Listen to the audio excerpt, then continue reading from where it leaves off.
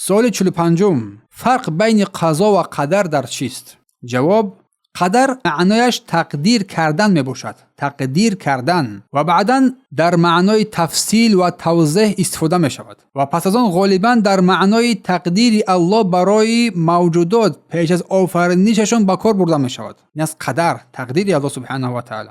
اما قضا باشد عادتاً در معنای حکمی کیهانی استفاده برده می شود، یعنی اجرای آن چیزی که الله سبحانه و تعالی در تقدیر نوشته است و در لوح المحفوظ ثبت شده است. و بعضی وقت قدر هم به معنای قضا می آید، یا که برعکس قضا به معنای قدر، برای قضا و قدر میگوییم. پس ifade کننده گناهان قضا در قرآن کریم الله میفرماید که ثم لا یجدوا فی انفسهم حرجا مما قضیت، سپس در دلهایشان هیچ تنگی احساس نکنند از آنچه که تو قضاوت کرده ای، تو حکم کرده ای. به معنای حکم سوره نساء آیه 65.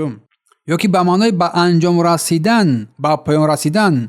فاذا قضیت الصلاة، پس هنگامی که نماز به انجام بیابد، به پایان بیابد، به پایان برسد در سوره جمعه. و به معنای عمل واقعی انجام دادن. فقضی ما انت قاضی، یعنی بکن آنچه را که تو خواهی کرد. به معنای خبر یا که اعلان کردن. و قضینا الی بنی اسرائیل، ما به بنی اسرائیل خبر دادیم، به معنای خبر. همچنین به معنای مردن می آید قضا و قدر. قضا و نادا یا مالک لیقضی علینا ربک، ندا میکنند که ای مالک بگذار پروردگار ما را بمیراند، به معنای میراندن همه آید.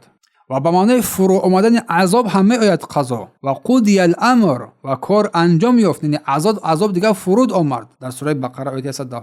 یا که به معنای اجرا و تکمیل یافتن همه آید که در سوره طه الله میفرماید و با قرائت قرآن شتاب مکن پیش از آن که وحی الهی به تو تمام کامل برسد. به معنای حکم و فصل جدایی کردن می آید. و قضی بینهم بالحق، و بین آنها به حق حکم کرده شد. به معنای آفرینش هم می آید، آفریدن. فقضاهن سبع سماوات، پس آنها را 7 آسمان گردانید، که آفریده آسمان را 7 طبقه قرار داد. سوره فصلت. به معنای امر دینی همه آید قضا. و قضا ربک الا تعبدوا الا ایاه، پروردگارت امر کرد، فرمود، حکم کرد که غیر او را عبادت نکنید. پس این است معنای قضا در قرآن کریم. به معنای گوناگون می آید. یا که به معنای اجرای مناسک در قرآن، در حج مثلا حاجیان فاذا قضیتم مناسککم، وقتی که شما مناسک حج خود را به انجام برسانید. پس خلاصه قضا و قدر هر دو معنای تقدیر را دارد، اما قدر بیشتر به معنای پیشکی تعیین شدن و معین کردن چیز را پیش از آفرینش در بر میگیرد، و قضا بیشتر به معنای اجرا و عملی شدن آن چیزی را که تقدیر شده است گفتن می شود. پس قدر آن چیزی که